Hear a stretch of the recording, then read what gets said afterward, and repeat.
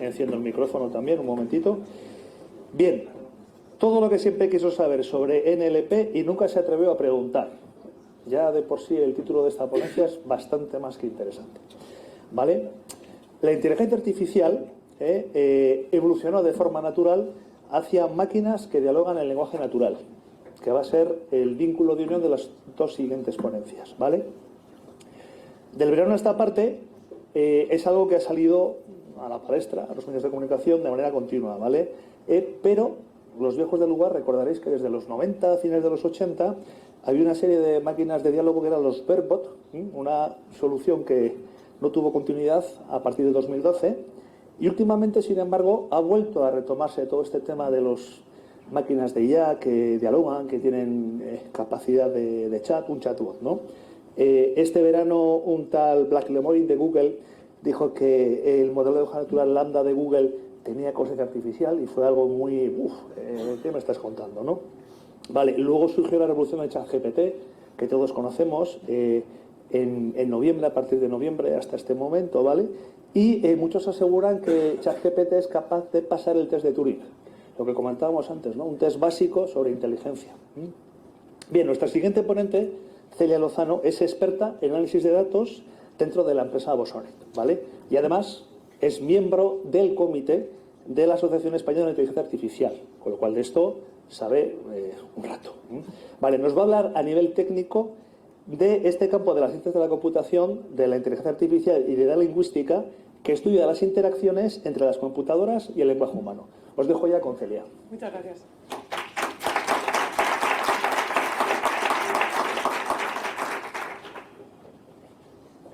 Bueno, ya sin más dilación, después de problemas técnicos varios, vamos a empezar a hablar un poco de NLP.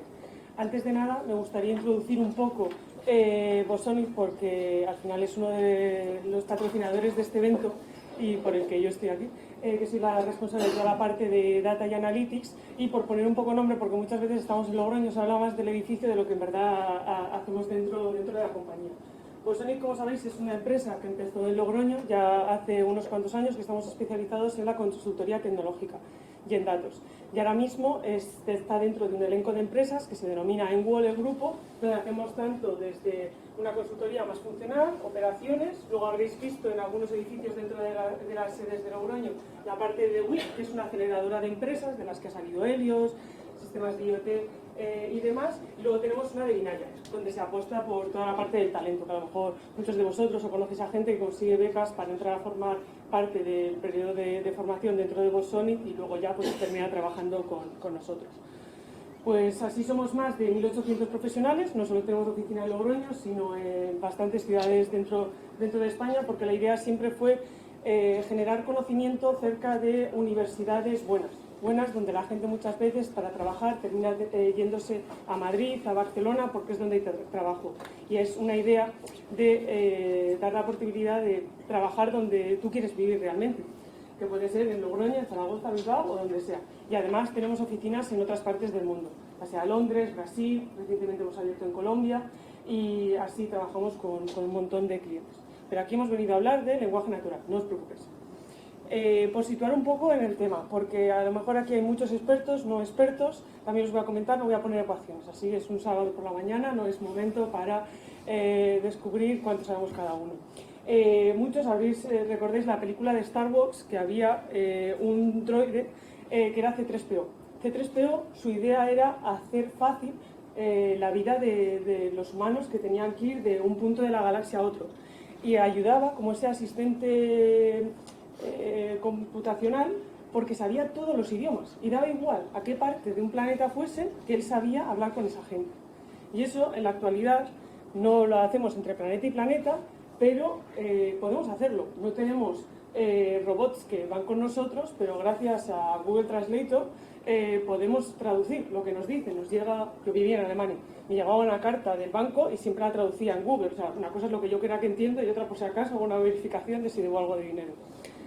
Y así es nuestro día. Tenemos, como bien ha comentado Javier, ahora mismo hay chatbots, que es muchas veces cuando vas en una página, te aparece un recuadrito a la derecha donde tú puedes hablar y te puede ayudar a una interacción. Por ejemplo, el otro día no me llegaba un paquete de correos, decidí preguntarle en plan mi número de seguimiento, el chatbot no funcionó muy bien, pero lo intenta.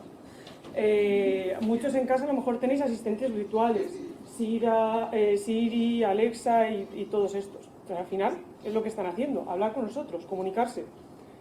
O hoy en día, más con el trabajo en remoto, se ha hecho más común que la gente tenga llamadas telefónicas. Y en todo esto que os estoy contando, no hay ningún humano involucrado, es un ordenador. Y aquí es cuando llegamos a fantástica las 3 siglas que hoy en día suenan bastante, que es NLP. Que esto significa Natural Language Processing, que en español sería lenguaje natural procesado. Esto lo que significa es cómo se centra en hacer que las máquinas puedan entender cómo hablan las personas y así interpretarlo y procesarlo. Es lo que trae. ¿Esto cómo es? Nosotros ahora mismo veréis que las búsquedas en cualquier tipo de buscador online han mejorado en Google. Tú escribes algo y te contesta. ¿Qué es lo que esperamos de ahí? Pues que te responde muchas veces como si fuese una persona humana, solo un ordenador, no hay nadie detrás. Tiene una inteligencia, un aprendizaje continuo. Tú a medida que buscas más cosas, encuentra lo que sabes que vas a buscar. Yo hay veces que lo doy al buscador y ya me dice, en plan, hay veces que en un mes busco 3 veces las mismas cosas. Eso no, nadie nos quita nuestra ineficiencia como personas.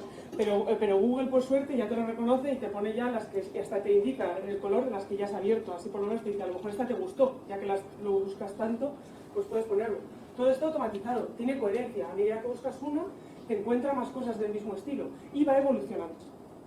Pero si nosotros vamos a hablar de lenguaje y estando en La Rioja, yo creo que hace falta poner una estructura de cómo ha ido evolucionando esto. Y todo empezó ya en el siglo X, las glosas emilianeses. En San Millán podéis ver que había en los renglones, si los que no estáis, que vais de visita, es una visita obligada. ¿Qué hay que ir a hacer? Hay que hacer publicidad de la zona, ¿no? Que no sabemos las zonas. Y antes paráis por Badarán, que es el pueblo de mi padre. Entonces, ahí están los primeros escritos en castellano y en euskera. Y así fue porque al final trataba que los monjes y los eclesiásticos tenían que dar la misa en latín. Pero, claro, la gente no sabía latín. Entonces empezaron a poner las cosas que tenían que decir en castellano para que la gente lo pudiese entender. Y así es como al final termina todo. Tuvimos que evolucionar más, ya hasta 1950, para que empezase a hablar, ya como os he hablado antes, de Descartes, de matemáticas y demás, de los primeros algoritmos de Machine Learning, que claramente, como no había compactación, estaban sobrescritos. Y el papel aguanta todo, entonces ahí puedes decir que haces cualquier tipo de lenguaje supervisado. Ya en el 2010, la RAE avala el descubrimiento de La Rioja como la cuna del castellano. Y ya en ese mismo año empieza a haber una revolución en toda esta parte del NLP, que es toda la parte de Deep Learning. Aquí lo que consistió es que, en vez de trabajar con algoritmos de Machine Learning que hacen un autoaprendizaje, lo que se inspiraron son en las neuronas humanas, que los hemos escuchado en las charlas anteriores. Lo que dice es, tú al final tienes cosas que están interconectadas. Si yo mando información a distintas neuronas y estas a su vez a no sé cuántas neuronas, todos los procesos se van a hacer mucho más rápidos, más eficientes, voy a ver patrones que no conocía. Y ahí es donde está el Deep Learning. Cuando lo oís, es todo relacionado por esa parte. Y eso permitió empezar a hacer un tratamiento mejor de los textos. Y ahí es cuando llegó Word2Vec, Glob, Fast, todas estas partes fueron desarrolladas sobre todo por investigadores de Google. Word2Vec lo que significa, de las siglas en inglés, es de una palabra a un vector. Esto fue entrenado de la siguiente manera. Cogían la información que estaba online, los textos, y lo que dijeron es, palabras que están cerca, más o menos, tienen que tener un significado parecido. Hasta ahí todo eso es lo sinónimo que tenemos nosotros en nuestra cabeza. Entonces, por ejemplo, el típico ejemplo es que te ponen de una palabra, pones su vector, cuál es esa probabilidad que han hablado en la charla anterior, que dije cómo de similares son. Y entonces si ponemos rey, reina, mujer, princesa, tú lo puedes seleccionar con cómo de parecido es a realeza, a masculinidad, a femenino, a la edad, y te da un porcentaje. Y así tú puedes ver cómo de similares son las cosas. Y esto lo entrenaron. Y entonces es... Uy, me acabo de desvelar el chiste que venía después para eso. Os reís, luego. La parte importante es que así se puede ver, por ejemplo, que tú tienes de los textos. Si yo pongo rey, sé que lo similar es reina. Win, win. hombre, mujer. Y esto también lo puedes hacer en inglés. Esto os lo voy a desvelar también, lo que voy a decir después. Funciona muy bien para el inglés, no para el castellano, porque la mayoría de los textos están entrenados para el lenguaje inglés. Por eso he puesto aquí y luego las diferencias de por qué las cosas a veces van. Hombre-mujer, luego tienes verbos en inglés con su gerundio y también lo puedes mirar con capitales y países del mundo. Y con esto ya era una revolución, porque tú podías decir cosas similares, que si recordáis era cuando funcionaba Word, que tú pones sinónimo y te dice palabras. Esto estaba basado en esto, que ahora descubriremos por qué no era tan eficiente. Claro, esto cuando se entrena con otros textos, por ejemplo, que es lo que pasó cuando se entrenó con textos en alemán, te dicen, claro, de rey a Angela Merkel. Claro, ahí no tienen, en Alemania no tienen ni rey ni reina, pero el chancellor en ese momento era Angela Merkel, entonces te decía que era como estaban relacionadas esos dos estilos. Como veis, pues tiene sus limitaciones, no es ni una solución general ni nada.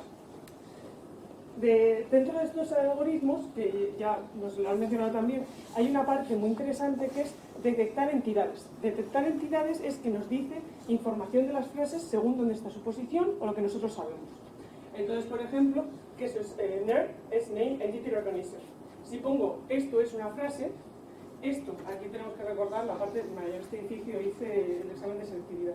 Esto ha sido como recordar viejos tiempos. Esto es un determinante. Aquí hay que poner la hoja en el lateral para hacer la frase, menos mal que eso son 4 caracteres. Ese es el verbo. ¿Y en qué está relacionado? En que tú sabes que es la tercera persona del singular. ¿Por qué es esto? Entonces lo tienes que escribir así. Esto nosotros ahora lo hacemos automáticamente porque hemos aprendido. Pero en un ordenador tú le tienes que enseñar todas estas cosas. Pues aquí está mal, frase. Aquí tendría que poner una frase. Esto no está bien puesto. Nadie me ha dicho nada, es muy mal.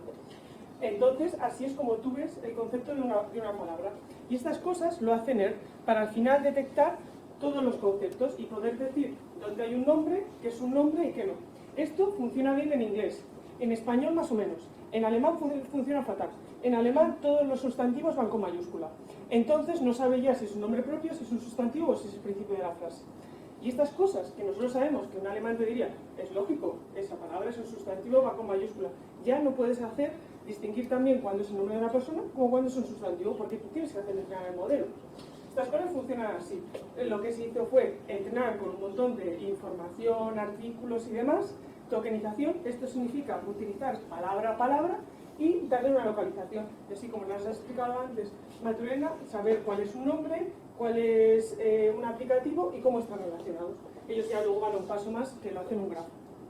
Y por ejemplo, yo he probado, y aquí os paso luego todos los links, está todo disponible, que hay NER, hay una empresa que es open source, que es Spacey, que te permite hacer todo esto. He copiado un fragmento de Lazarillo de Tormes, que va a ser de cosas que voy a poner ejemplos de Lazarillo de Tormes. Ya que venía a la universidad, pues ponía trabajos de tiempos de antes de ir a la universidad. Y que es el Lazarillo de Tormes. Yo lo pongo, lo voy a buscar y lo que me permite es distinguir que es una persona, que es una localización y que es un personaje místico. Aquí lo gracioso es que no todas las veces me encuentra lo mismo, porque cree que es una probabilidad dentro de un contexto. Aquí, por ejemplo, Lazarillo, ¿sabe? Lazarillo de Tormes, dependiendo de dónde está en la frase, tiene dudas y dice, ¿es una persona o está hablando de un perro lazarillo? No lo sabe, entonces no te lo pone. Entonces no funcionan también, pero lo que te permite esto es hacer una búsqueda, una lectura bastante más clara de todo el proceso, porque tú puedes ver dónde está Lazarillo, la localización de Krebs, cuando hablaba de Dios, y Salamanca, y en cambio procura cree que es una localización, cuando en verdad es un verbo. Pero como está al principio de la frase y tiene mayúscula, ya entra eso. Entonces todo esto ha evolucionado. Y la cosa es que a medida que los ordenadores son más potentes y la gente hace cosas más complicadas, los avances son más asombrosos a medida que vamos avanzando en el tiempo. Así llegó en el 2017 lo que transformó toda la parte del NLP, que ya lo hemos oído en alguna charla, que es toda la parte de los transformers. Y con los transformers, estos fueron descubiertos por la gente de Google, desarrolló las ecuaciones y empezaron a salir algoritmos que a lo mejor habéis oído, que son Elmo, GTP, BERT y Roberta. Roberta es la versión de BERT. En italiano también, que es más pequeña, luego está BERT en español es Berto, todo el mundo juega con las siglas. Pero os voy a explicar un poco qué significa un transformer. Un transformer está basado en un encoder y un decoder, que al final es lo que codificas y lo que decodificas. Si nosotros le preguntamos, por ejemplo, ¿qué tal estás? How are you? Él lo que te va a hacer es contestar. y dice, tengo que hacer una primera palabra, que aquí es lo que vamos a ver. Pensaba yo que hablaba rápido y va más rápido el tío que había preparado. Aquí lo que significa es, ¿cómo estás tú? Lo que sí que tengo que contestar es que tendré que contestar con yo. Yo estoy bien. Esto nosotros lo vemos lógico, pues así es como funciona. Lo que hace es analizar las palabras que yo meto y dependiendo de si quiero que me conteste, yo te pregunto a ti, él me contestará como primera persona. Y entonces, como sé que cómo soy y me dice cómo estás tú, digo que bien. Y así es como funciona todo. Lo que hace es ver la información que tú introduces para saber qué información puedes extraer del mismo. Y esto empezó todo en el paper este del 2017, que es que todo está en el mecanismo de atención, que es ver el contexto de las cosas.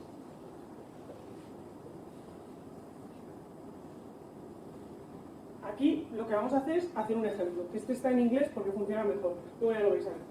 Lo que haces es, tú pones un carácter, que es la parte de input, lo que se introduce, y luego el algoritmo, lo que te responde es algo. Vamos a hacer una frase, ya que hemos hablado de StarText, es cómo los alienígenas entraron en el planeta. Y esto automáticamente genera todo este texto. Cuando llegaron, los alienígenas comenzaron a colonizar el planeta, y ese grupo de extraterrestres empezaron a manipular a la sociedad, y fueron directamente a la gente más influenciada de la sociedad, y así la élite, y contribuyeron a dominar toda la población. Todo esto yo no lo he escrito, lo he hecho automáticamente. Este algoritmo, poniéndole la frase, los alienígenas entraron en el planeta, y ha creado un libro. A mí por lo menos me asombra. Todo esto está en open source, en Hugging Face, esto es en el GTP2, es la versión gratuita que tenemos acceso. ¿Y cómo hace esto?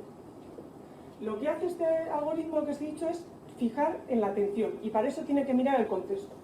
Y el contexto es mirar lo que tienes a tu alrededor. Si yo he indicado estos alienígenas entraron en el planeta, lo primero que hace es, como he puesto entrar, sé que algo comenzó, y te pone la palabra comenzar.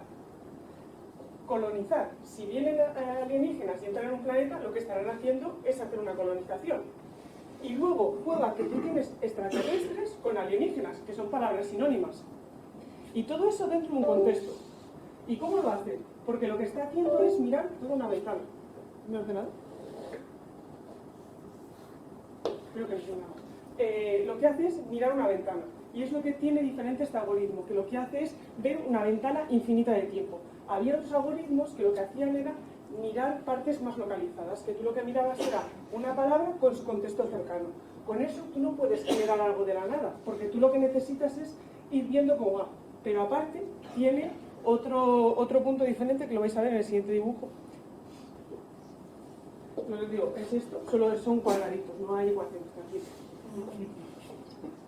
Esto es la parte del codificador y la del decodificador. Aquí lo que haces es poner aquí todos los inputs, que es los alienígenas llegaron al planeta. Y con esto lo que haces, cada palabra la transforma en un vector y te va diciendo, dependiendo de su posición, para que la puedan llamar los demás. Y así tienes un encabezado de la frase y demás. Y tú lo que quieres es que te genere palabras. Entonces es la parte del decodificador. Lo que tiene gracioso es que cada vez que genera una palabra, la mete como si fuese la información nueva. Por eso puede ir generando continuamente toda la información, porque lo que él va suponiendo que es información nueva, el algoritmo luego lo trata como si fuese la información de entrada, y por eso puede generar infinitos números de líneas. Y así podemos saber que al final colonizaron todo el planeta. Aquí no quiero entrar en detalles, que es algo más complejo, que lo hacen para crear... en algún momento que me vino un poco arriba ayer con la charla y les voy a explicar que el primer carácter los pares son con el seno, el segundo con el coseno, pero veo que no hace falta. Todos lo entendéis y se os ve que lo controláis. Entonces, claro, todo esto, al final lo que vemos es que para hacer todos estos procesos hace falta claramente saber de lingüística, que por eso ahora en la Universidad de Navarra van a hacer, en la Universidad de La Rioja, van a hacer un grado de computación lingüística, que yo he ayudado en el desarrollo. Para eso hace falta conocer de la morfología de las palabras. ¿Cuándo tienes que utilizar una palabra? Saber la sintaxis, no todas las frases. Y aquí es cuando llega el problema. Todos estos modelos funcionan muy bien en inglés, porque es de donde más han aprendido. Pero el español no es como el inglés. Nosotros no siempre ponemos el sujeto, porque no lo vemos que es innecesario. Hacemos frases mucho más largas, o sea, muchas veces en inglés son simples. Esta la que se ha generado es bastante compleja, pero son sujeto, verbo, predicado. Nosotros ponemos un qué, no sé qué, tenemos tipos de frases mucho más complejas. Esto hace que los resultados no sean tan buenos, pero porque no han aprendido de donde tienen ni hemos puesto que el modelo se fije en esas cosas. Es muy importante la semántica. Ahí hemos visto los alienígenas extraterrestres, también la connotación de las palabras. No todas las palabras sabemos que dentro del contexto que se está exponiendo tienen una información u otra. La fonología. Nosotros muchas veces utilizamos una palabra porque nos suena bien dentro de una frase. No quiere decir que muchas veces te pega y la pones. Y luego el contexto, cómo está englobado. Y con todo esto, que fue una revolución dentro de los Transformers, llegó GPT-3. Cuando estábamos saliendo de la pandemia, OpenAI, a lo mejor habéis oído hablar de esta empresa, el cofundador fue Elon Musk. Tesla, Twitter, todos lo conocemos, pues hizo también toda la parte de OpenAI. Y lo que estuvieron fueron 3 años desarrollando un algoritmo que fuese mucho más potente que ningún otro, que aprendiese de toda la información que había en Internet. Y pusieron dentro de esas cajitas que habéis visto, hay parámetros. Los hiperparámetros, 175 millones de hiperparámetros. Entonces se supone que tiene en cuenta todo. Y se cree que eso costó, o sea, el desarrollo de todo ese proceso costó 2.000 millones de dólares, que son billones para nosotros. Entonces, costó mucho y lo liberalizaron. Lo liberalizaron un mes, como pasa con el ChatGPT, y luego dijeron, bueno, ya veis que es bonito, ahora podéis pagar con un algo. La gente se quejó y para universidades e investigadores se permiten abierto. Y con esto ya se cree que se puede hacer ya conversaciones en distintos idiomas y lo soporta mucho mejor. Y justo este año fue un proyecto español que se llama María, la IA por inteligencia artificial, para espía. Fue el primer modelo lingüístico que se utilizó, los modelos que estaban disponibles gratuitos en ese momento, que eran Roberta y GTP2, que estaban preentrenados con los textos que el Patrimonio Nacional decidió. Se hizo en el Centro de Supercomputación de Cataluña y fue el primer paper que salió en abril, que ha quedado un poco desfasado porque justo a final de año, que a lo mejor lo habéis visto en las noticias, salió el ChatGPT. ¿Cuáles son las aplicaciones de todas las cosas que os he ido contando que puede tener NLP? Pues desde chatbot, asistentes virtuales, o sea, no los que solemos ver que funcionan mal, pero imaginémonos que vamos a cualquier tipo de consulta de médico, que muchas veces, cuando hago la declaración de la renta, uno tiene dudas. Si le puedes preguntar a alguien que realmente te conteste por qué hacer algo, sería muy eficiente, porque llamas no te contesta.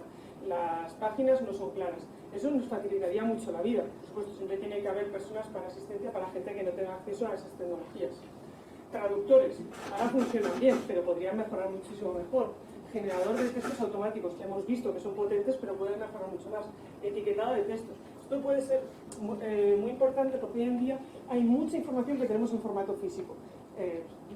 Administración pública, empresas, nosotros mismos. Imaginaos que se puede escanear, meter en un ordenador y que lo tengas etiquetado y que lo puedas buscar. Y luego ya, con el motor de NOS, ya sabes cuál es la relación entre todas las palabras. Extracción de la información. Con toda esa información tú puedes hacer preguntas, que digas, son proyectos que hemos hecho desde Bosonic, que te permita decir qué artículos son los que de verdad son los que te interesan, que tienes que leer y demás.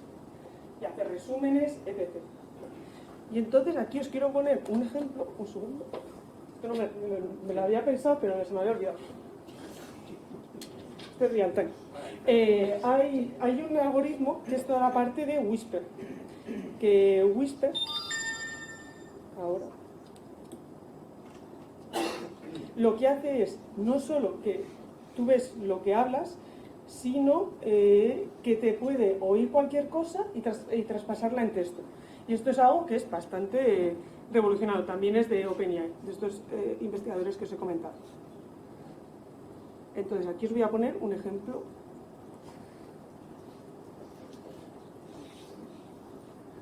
Cogí de internet, perfecto. Esto está totalmente online. Como normalmente siempre funciona en español, quería poner en inglés este que funciona muy bien. Aquí voy a poner un texto, que esto llega a haber facilitado la vida de todos los estudiantes del mundo, saber que podían grabar y pasar toda la información a un texto sin tener que estar escribiendo así todo el rato. Y lo único que hay que hacer es, y muchas veces lo hace solo, indicarles el idioma, digo que es español, y vais a ver real time cómo lo hace. Y aquí, mientras está haciendo el algoritmo, ponerlo, os pongo el audio. Porque hace muchos años, ya con esto me siento mayor, había un programa que me hacía mucha gracia, que era Informar, que hacía entrevistas a la gente y luego te ponía la pantalla en negro, en plan palabra por palabra, lo que había dicho. Y decías, esta persona habla incongruente. Es que pasa eso, pero es muy gracioso. Entonces os pongo ¿Estoy explicando? Bueno, pongo en contexto. Esto es la ministra de Hacienda, Montero, explicando cómo van a poner los impuestos. Lo explica con unas juanolas. Entonces es una explicación bastante graciosa. Entonces aquí veréis aquí en la... Espera, que no se está... No estoy viendo lo mismo que yo. Aquí. Ya está. Entonces aquí vais a ver cómo aparece el texto. Venga. A ver. Es que claro, yo no sé explicarlo mejor. Cuando tú aceptas un impuesto, es que tú dices, si tú recaudas por este producto, solamente puedes gastártelo en juanolas. No te lo puedes gastar en nada más. Entonces, si las juanolas no están, ahora tienes los recursos y no tienes dónde gastarlo. Y como no tienes dónde gastarlo, te descuadra ingresos y gastos. ¿Me sigues ahora? Sí, eso. Entonces, cuando nosotros creemos el decreto de Ucrania, financiaremos y entrarán en vigor a la vez, es un problema de tiempo, van a entrar a la vez, porque el decreto ley entrará a la vez que termina el 31 de diciembre, las medidas que se aprueben tendrán vigor el 1 de enero, entrarán a la vez. Y, por tanto, su recaudación ya permite decir que va a financiar pues lo que sea, el incremento del ingreso mínimo vital, el bono social, lo que nosotros entendamos que tiene que acompañar las medidas de Ucrania.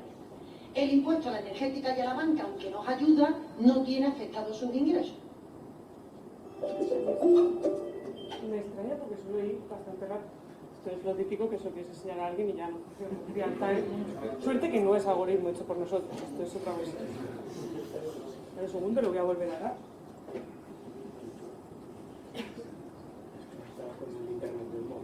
Sí.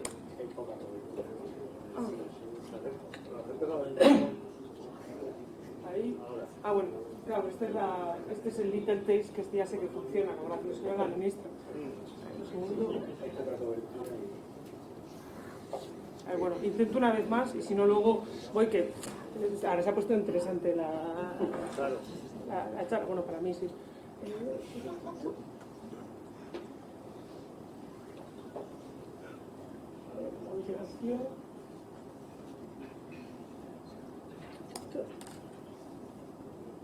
Y si no, bueno, esto lo dejo cargando y luego os lo puedo enseñar y así os hacéis los sorprendidos.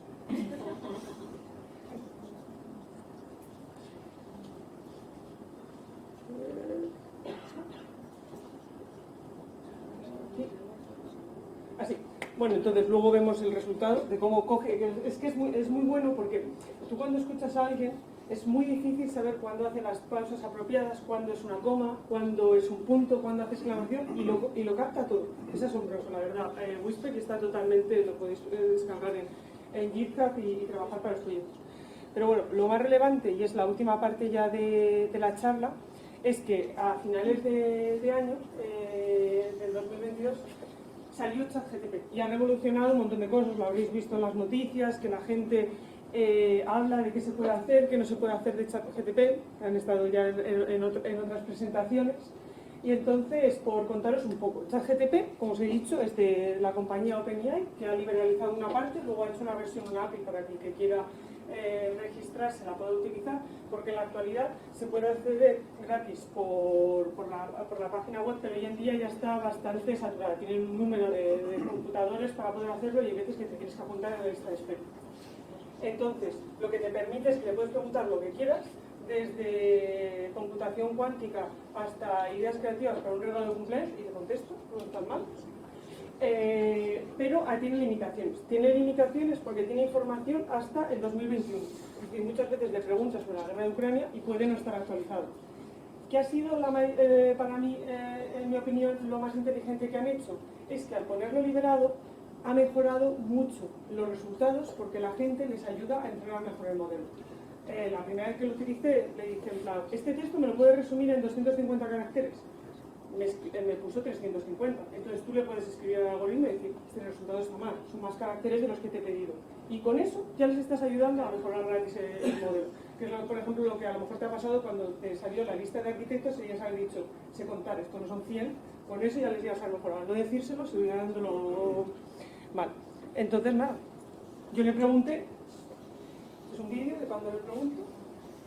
Esto es lo gracioso, que cuando sabes que te están grabando o alguien te está viendo, escribes mal en el ordenador. Y ahí me pongo nerviosa, yo sola, estaba en el tren.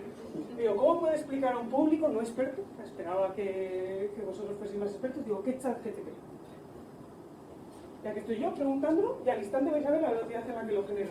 Hay veces que tarda un poco más o un poco menos, dependiendo de cómo de complicada es la pregunta. Estoy pensando, porque claro, no es experto, no vamos a empezar aquí con ecuaciones. Tendría que haber puesto sin ecuaciones. El ChatGPT es un modelo de lenguaje creado por OpenAI, ellos se ponen el mérito, no os he dicho nada que os supieseis, que puede comunicarse con las personas en lenguaje natural. ¿Cómo lo haría? A un poco lento a veces. Una persona. Básicamente, es un programa de computadora, la traducción es un poco mala como veis, que está diseñado para entender el lenguaje humano y generar respuestas. En consecuencia, para hacerlo más comprensible, se puede comparar a un chat a los asistentes virtuales, como Siri o Alexa. Hace hasta publicidad de otras marcas. A ver, lo pongo un poco para girar. Me acabo de sabotear yo la chat. Quería pasarme un poco más rápido, porque luego me van a echar. Aquí dice, ChatGPT es un programa que puede ayudar a las personas a obtener respuestas a preguntas y hoy es una herramienta útil para utilizarla en comunicación. Entonces, ya visto que contestaba bien, dije, le voy a escribir un poco más, digo, a ver qué diga, cómo es el algoritmo que utiliza dentro. Me sentí muy orgullosa que me contestaba lo que yo os había explicado en las slides anteriores. Digo, ¿qué algoritmos están detrás de ChatGPT? Y ahora todos me tendréis que decir, ¡Transformers! Pues vale, porque lo habéis entendido. Entonces te pone ChatGPT, mira, esto va mucho más rápido porque esto se lo sabe. Es un modelo de lenguaje basado en algoritmos de aprendizaje que utiliza redes neuronales transformadoras, Transformer en inglés. Ya lo sabéis vosotros que sois un público especializado después de esto. El modelo de ChatGPT es particular, el enfoque de aprendizaje no supervisado. No supervisado quiere decir que tú no has etiquetado texto, sobre texto qué es lo que tiene que hacer, sino que lo hace automáticamente. Y entonces da preguntas coherentes. Aquí ya me vengo un poco arriba y le digo si ChatGPT puede hacerme los deberes, que esto es lo que hemos escuchado normalmente en las noticias, en plan, los deberes se han acabado, ya nada puede ser. Entonces aquí se vuelve muy ético, porque claro, es un algoritmo que no quiere romper la ley y dice, la capacidad de responder preguntas y proporcionar información, digo, pero el propósito de hacer deberes es que puedas aprender y desarrollar habilidades, no es ético. Hay muchas escuelas y universidades que utilizan políticas para ver el plagio, así que cuidado. En resumen, ChatGPT te puede proporcionar información, pero no deberías utilizarla. Entonces, como no me convence, me pregunto si me puede hacer un resumen de la feria de Tormes de 10.000 palabras. No, hay que intentarlo. Pues oye, que me lo hace. Bueno, aquí luego se está 8 minutos diciéndome que es un texto corto, que como es una novela corta pero dice, en plan, no puede resumirlo en 10.000 palabras. Y luego empieza a desglosarme capítulo tras capítulo, que eran 7, y te dice toda la información al final, mira. Aquí, La Feria de Tormes es una novela picaresca que muestra la vida dura y desigual de la España del siglo XVI. Pues con esto un estudiante puede tirar. Esto como todo. Aquí hay que poner un poco de gestión de expectativas. Habréis visto esto, como que pueden crear música como si fuese Bizarrap y demás. En todas las cosas, lo importante, y es como ha llegado esto, es la innovación. Esto lo que está haciendo es aprender de lo que está. O sea, claramente puedes escribir un libro que se parezca a como lo hubiese escrito Camilo José Cela. Esto es complicado, pero se puede hacer. Pero no quiere decir que vayas a hacer una novela disruptiva que nadie nunca haya pensado en hacer eso. Son cosas totalmente diferentes. Aquí lo que está es cogiendo la información de la que está entrenada. Y entonces, siguiendo eso, todo el futuro, y con esto ya estoy a punto de terminar, del futuro de NLP va en la dirección de mejorar la comprensión, para que mejore para cualquier tipo de idioma, para hablar mejor con las personas, como asistentes, para personas mayores, etc. Una mayor personalización, a medida, imaginémonos, que en vez de entrenarlo para todas las personas, que es como está cogiendo la información, tú ya te registras en ChatGPT y tú sabes lo que le preguntas. Entonces ya me está haciendo preguntas más personalizadas a mí. Es lo que vemos en otras redes sociales, como pueden ser Instagram o TikTok, que se basa a partir de la información que sabe que más te gusta. Pues justo lo estaba hablando con el café. A mí Instagram me sugiere un montón de cursos de Machine Learning que puedo hacerme en 6 semanas. No sé si es que cree que no tengo un conocimiento suficiente, pero mi hermana me ha comentado que ya le dice otras cosas. Entonces no a todo el mundo le está haciendo este tipo de información. Hay mejoras en la traducción automática que se tiene que mejorar, avances en el análisis de los sentimientos, eso es algo bastante importante. También esto es diferente, dependiendo de los países, no todos hablamos de los sentimientos de la misma manera. Esto es muy importante para el futuro de la lengua, el Valle de la Lengua, como sabéis, lo habréis escuchado en los medios y demás. Dentro de La Rioja y el gobierno se está impulsando por hacer toda esta parte. Aquí en España no hay, el mayor repositorio de texto castellano no está en España, está en una universidad de Estados Unidos. Entonces con eso es difícil que nosotros entrenemos un algoritmo y empecemos a hacer soluciones mejores, porque no están, o sea, ni solo una base de datos. Y todo esto con la integración de procesos de ChatGPT. Y ya para finalizar, yo le pregunté a ChatGPT si a la gente le va a gustar mi charla. Pero ya me vine arriba y dije, me va a gustar la charla a la gente. Y lo mejor es que, ahora lo vais a ver, que vi que lo tenía que haber hecho antes de hacer la charla. Porque de repente me dice tips para que la charla fuese mejor y digo, pues ya no la voy a volver a hacer. Me dice, soy un modelo de lenguaje, no tengo capacidad de aprender con certeza si te va a gustar la audiencia. Pero bueno, se ha encantado. Y entonces, dice, en primer lugar, asegúrate bien de qué tipo de audiencia es. Si son expertos o no son expertos. ¿Cuáles son sus intereses, necesidades? Adaptar la charla a sus necesidades. Y en segundo lugar, que esté bien estructurada, lógica, con vídeos, demostraciones, ejemplos, para que sea más amena. Y eso lo había hecho. Así que vi que estaba bien. Y lo mejor es que me dice al final mucho ánimo. Aumentará tus posibilidades, dice, buena suerte con tu charla. Pues nada, con esto y con vuestra atención, muchas gracias a todos.